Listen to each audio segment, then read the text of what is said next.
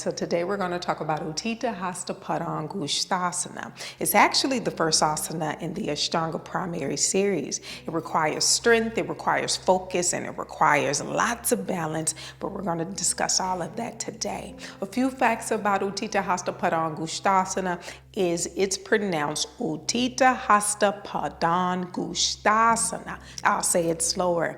Utthita Hasta Padangusthasana, and it has 14 vinyasas, and this asana actually has 3 different variations, A, B, and C, and the Drishti for A and B is Padha Drishti, the toes, and the Drishti for B is actually Parsva Drishti, to the left or to the right. Okay, so with that being said, let's go ahead and go over a few things. We're going to start at the feet first. Okay, so when we start the asana Utthita Hasta Padangusthasana, we're usually in Samasthiti with the toes and heels together.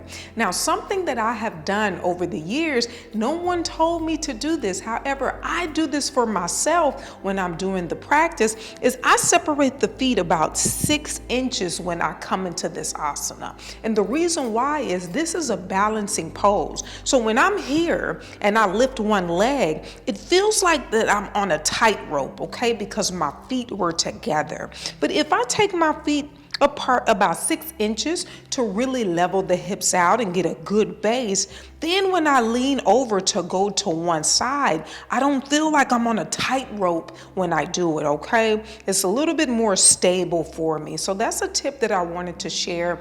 Once you go into the asana, separate the feet just a little bit just to make the hips more stable, okay?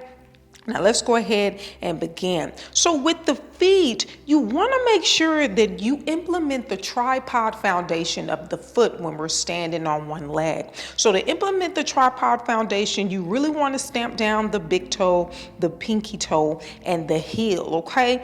Giving you that base really helps with the balance component, okay? Now, when we come up to the ankles and to the shins, you really want to focus on using those muscles to balance. Come up to the knees, you really want to put a micro bend to the knee, but really lock the knee in place. So this is my knee locked back, and this is with a slight micro bend, but my knee is locked in place.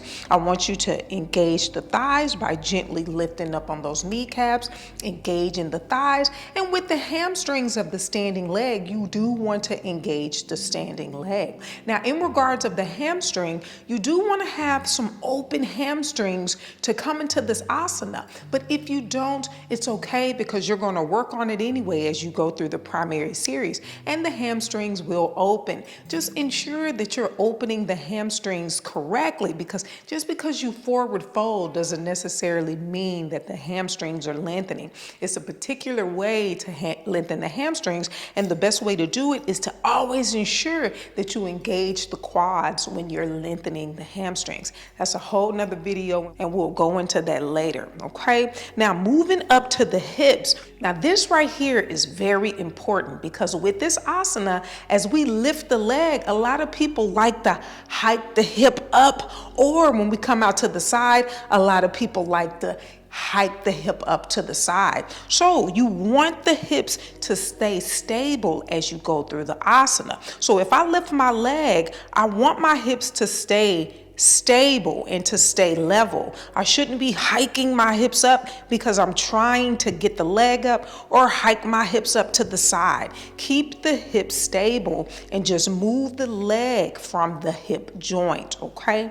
As we go through the asana, keep the belly tight and pulled in, keep the chest lifted and the head in a neutral position, okay? So let's talk about the vinyasa as we go through it. What I like for people to do is to use a wall if your balance is challenged. It's okay to place the fingertips on the wall as you go through the asana, okay? Don't rely on the wall, just place the fingertips and then remove the fingertips when you feel as if you've gained balance. And if you feel as if that you're finna topple over, then press the fingertips to the wall, okay? So I suggest using a wall if your balance is challenged.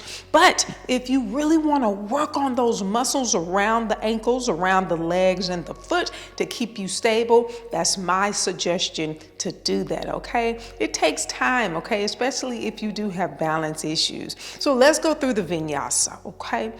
So the modified way to come into this asana is to have the knee bent, holding the big toe or the knee. So first Vinyasa, Ekam Inhale, catch the knee or the big toe, okay? It just depends on your preference. Here, when you're grabbing the big toe, this is the position that I would choose if I want to work on the asana. But if we're here, this is also fine because you're still working on the balance with the foot and the leg trying to stabilize. So here is good as well. So standing tall, belly pulled in, chest is lifted. Same for here, belly pulled in, the chest is still lifted, okay? We're not collapsing, we're not looking down, we're here. Belly pulled in, chest is lifted. Let me switch legs for you. And here, find your Drishti. And the Drishti is actually the big toe. So if you want to gaze down at the big toe, you can. If you want to gaze at a focal point directly in front of you, you can. The whole point here is to find the balance in the pose by implementing the Drishti, implementing the balance, and implementing alignment here, okay? So this is the first Vinyasa, Ekam Inhale, catch the knee or the big toe. Okay, that's the first Vinyasa. Second Vinyasa is to fold, okay? So if you have the knee or the big toe, once you find balance, then you can slowly fold. And as you fold, and I mentioned, keep the belly pulled in, chest is lifted. Third Vinyasa, inhale back to center with the knee or the toe. Now let me face the camera. Fourth Vinyasa, Catvari Exhale, that leg out to the side. This is with the toe. If I have hamstring issues, flexibility issues, this is what it would look like. Or we can have the knee and we can come out to the side. Now from here, you want to make sure that the leg is stable. Squeeze the thighs, squeeze the glutes. Make sure that the tripod foundation is implemented. Find your Drishti and then gaze over the left shoulder here. And then we stay here for 5 breaths, still fighting for balance. And then our fifth Vinyasa, inhale that leg back to center. Find your Drishti, because when you inhale the leg back to center, you find your Drishti again while you're looking forward. And again, it's supposed to be the big toe, but if we're working on balance, find any Drishti that would keep you stable. And as I exhale, I'm gonna fold over the leg once more. Inhale, slowly rise back to center. Now, release the knee, bring the hands to the waist, and we can keep the knee bent or we can extend the leg, point the toe. Staying here for 5 breaths, pull the belly in, chest lifted, and that leg should be burning by now. And exhale, lower the leg back down, okay? That's the Vinyasa for one side. Now we're gonna go to the other side, and this time we're gonna have the leg extended because I wanna talk about a few points there. So with the leg extended, we're going to shift the weight into that right foot. Implement the tripod foundation, squeeze the thighs, squeeze the glutes, belly pulled in, chest is lifted, hand is to the hip. Now with the leg straight, I like to extend my arm with the peace fingers and the thumb extended, and then I lift using the hip flexors, my core, and I bring the toe up towards my fingers here. I find my Drishti, stabilize, exhale, fold in, chin to the shin. Okay, 5 breaths here. Inhale back to center, stabilize, and then I gaze and simultaneously move the leg. Now from here, if you check out my ankle, this is dorsiflexed, okay? With my ankle in dorsiflex, we want to bring the ankle into plantar flexion while still taking the toes back towards the knees. And this helps to straighten the leg here. 5 breaths here. And then I inhale, bring that leg back to center, stabilize. Exhale, fold in, stabilize. Inhale, back to center, stabilize. Release the toe, release. Bring the hands to the waist, point the toes, squeeze the thighs. 5 breaths here. And then we release and come back down to the mat in Samasthiti. Now, that was very challenging, okay? Balance, strength, focus is all challenged in this asana, but I promise with practice, you will get it. So let's go ahead and go through the vinyasa. On the right side, I'm going to do that modified, and on the left side, I'm going to do the full expression. We usually do this asana at the top of the mat. However, I'm going to face this way just so you can see the alignment of my body, okay? So come into the pose Samasthiti, where the Drishti is open. Ekam Inhale, catch the knee or the big toe. Dve Exhale, slowly fold. For 1, pull the belly in, chest is lifted, find your Drishti.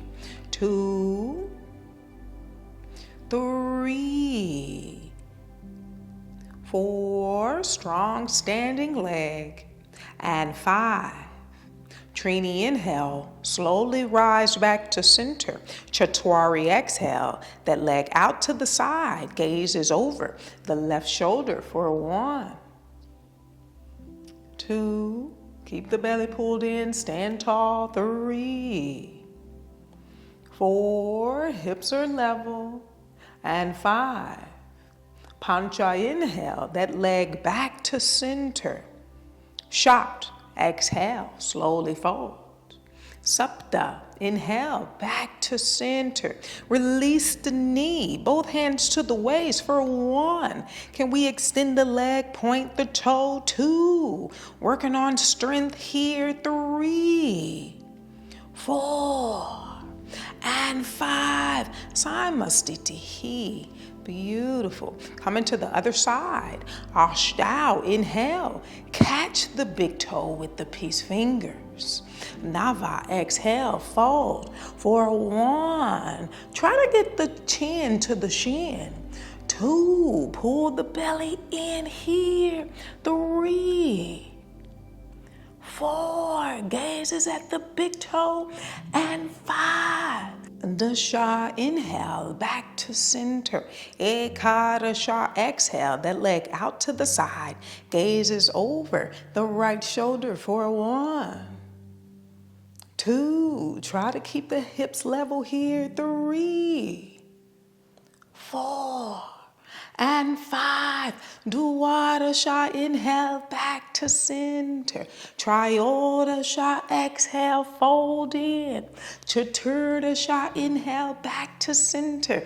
Release the leg, both hands to the waist for 1, 2, 3, 4, and 5. Samasthiti. Beautiful. That was a very challenging asana, but I promise with practice, we can make it happen. Have you gotten Kino's book? We're doing this journey together. I will see you all for the next tutorial.